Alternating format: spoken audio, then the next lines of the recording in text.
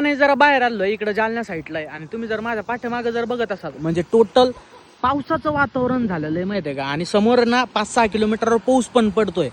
तर ह्या सिच्युएशनला तुम्हाला सांगतो, आता मी सध्या गव्हाच्या एका याच्यात मला वाटतं व्हिडिओ बनवा म्हणून एका गव्हाच्या प्लॉटमध्ये आता एका जणाच्या उभा आहे. आता हे तुम्ही गहू जर बघितला ना, हे सध्या गहू काढलेला आहे बरं.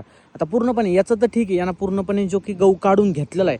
आता ज्यांनी गहू काढलेला नाहीये आणि त्याच्यात जर पाऊस आला, त्या गव्हाच्या प्लॉटमध्ये जर पाणी पडलं तर ते पूर्णपणे जेवढा गहू आहे ना तेवढा पूर्णपणे तो म्हणजे वायाला जाणार आहे, सरळ भाषेत जरी म्हटलं तर.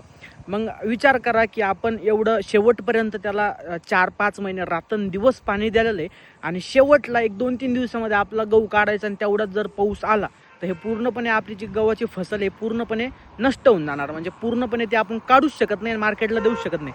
त्यानंतरही जरी समजा पाणी नाही आलं, पाऊस नाही पडला, जरी आपण त्याला काढलं पूर्णपणे गव्हाच्या प्लॉटला काढलं आणि आपण जर त्याला मार्केटला जरी दिलं तर मार्केटला आपल्याला माहिती आहे काय म्हणजे काय चिंधीपणा चालू आहे म्हणून मार्केटला. एक आपल्या काय क्विंटलला घेणार त्यालाच ते औषधी केमिकल लावून त्यालाच मॉलमध्ये ते 800 रुपये 900 रुपये पर केजीने विकणार. म्हणजे ही हालत शेतकऱ्यांची तुम्ही ह्या सिच्युएशनला बघू शकता कशी. तर तो जो पाऊस आहे ना, ह्यो शेतकऱ्यांना वाईट आहे, पण जे सिटीतले लोक आहे ना यांना तो पाऊस चांगला वाटणार आहे. म्हणजे तुम्ही शेतकऱ्यांचा एक प्रश्न बघू शकता कोणत्या सिच्युएशनला कसा होतो. तर